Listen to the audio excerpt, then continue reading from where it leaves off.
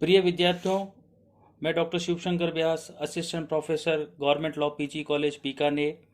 आज फिर हम एलएलबी सेकेंड ईयर के सब्जेक्ट एडमिनिस्ट्रेटिव लॉ की चर्चा करेंगे और आज से हम शुरुआत करेंगे रिट्स की।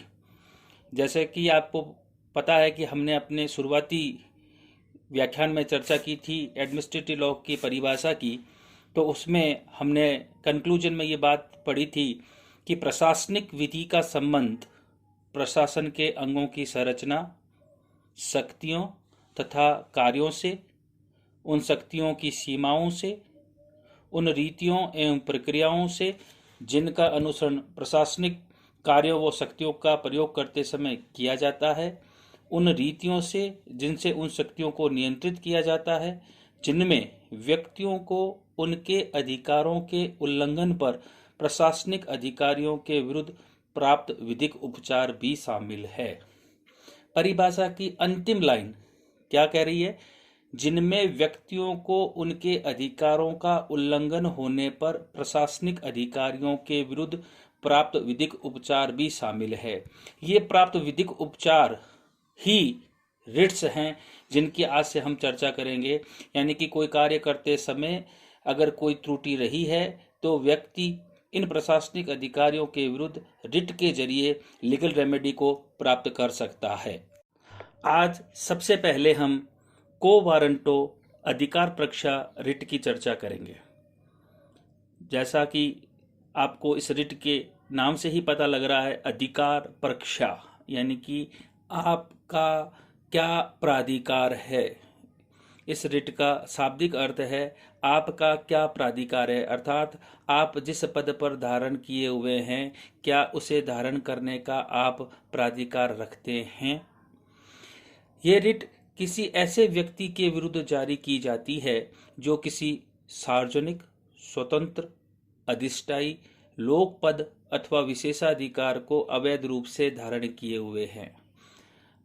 ये रिट किसके विरुद्ध जारी की जाती है? ये रिट ऐसे व्यक्ति के विरुद्ध जारी की जाएगी जो किसी सार्वजनिक, स्वतंत्र, अधिष्ठायी, लोक पद अथवा विशेषाधिकार, दो चीजें बताई गई हैं, लोक पद है या कोई प्रिविलेज है जिसको अवैध रूप से धारण किए हुए, अर्थात वह उस लोक पद को अथवा विशेषाधिकार को धारण करने का अधिकार न रखते हुए भी अगर रखता है, तब इस रिट के जरिए उससे ये पूछा जाता है कि आपका प्राधिकार क्या है।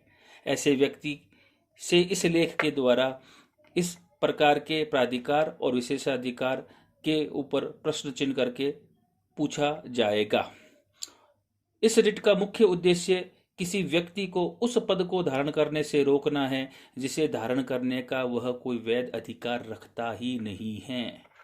जिस पद को धारण करने का उसके पास में कोई विधिक अधिकार नहीं है, उसको रोकना इस रिट का मुख्य उद्देश्य हो गया।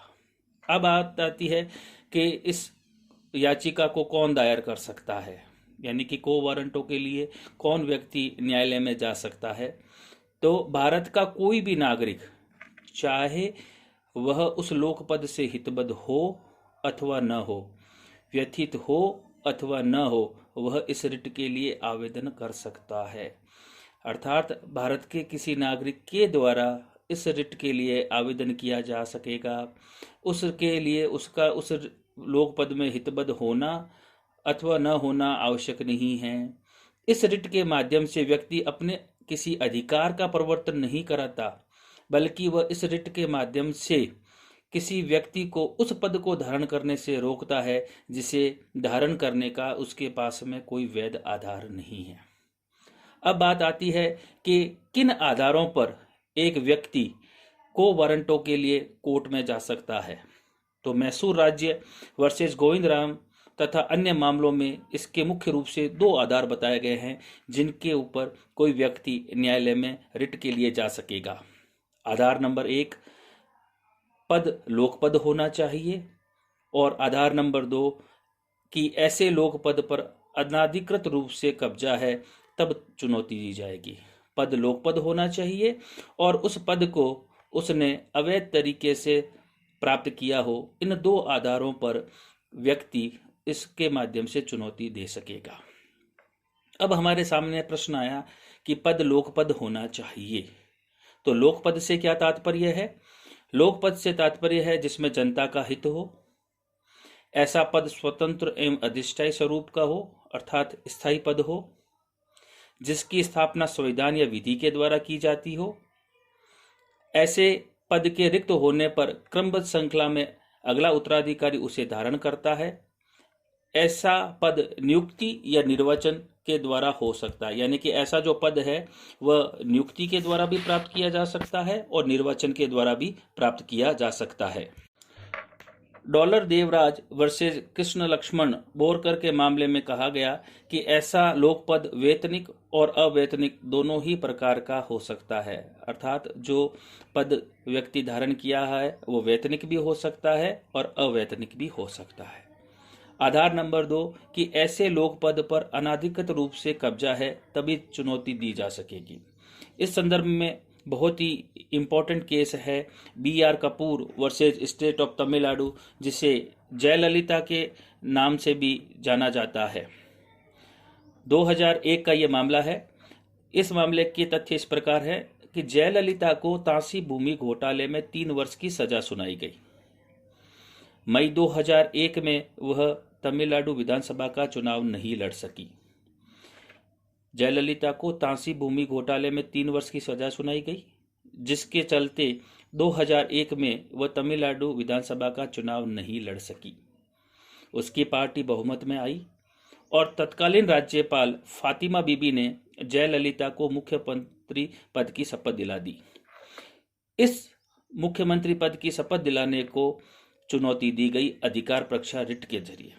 सुप्रीम कोर्ट ने निर्णय दिया कि भारतीय संविधान का अनुच्छेद 164(4) के अंतर्गत राज्यपाल गैर विधायक व्यक्ति को मुख्यमंत्री बना सकता है, लेकिन इस अनुच्छेद में मुख्यमंत्री की योग्यताओं का वर्णन नहीं है। अर्थात आर्टिकल 164 क्लोज 4 ये कहता है कि राज्यपाल किसी गैर विधायक व्यक्ति को मुख्यमंत्री बना सकता है, लेकिन ये अनुच्छेद मुख्यमंत्री की योग्यताओं का वर्णन नहीं करता। दूसरी ओर अनुच्छेद 173 विधायक की योग्यता और अनुच्छेद 191 विधायक की अयोग्यता का वर्णन करता है। अतः आर्टिकल 164(4), 173 और 191 की सामंजस्यपूर्ण व्याख्या करने पर यह स्पष्ट है कि राज्यपाल किसी ऐसे व्यक्ति को मुख्यमंत्री नियुक्त करने का अधिकार नहीं है जो किसी मामले में दोषी पाया गया है और उसे 2 साल से अधिक की सजा सुना दी गई हो। सुप्रीम कोर्ट ने इस आधार पर अधिकार परीक्षा रिट को स्वीकार करते हुए मुख्यमंत्री के पद को रिक्त घोषित किया।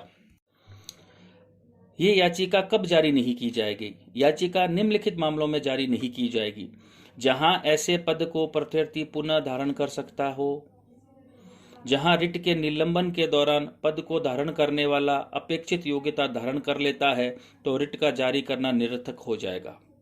बड़ा ही इंपॉर्टेंट केस है इस मामले में।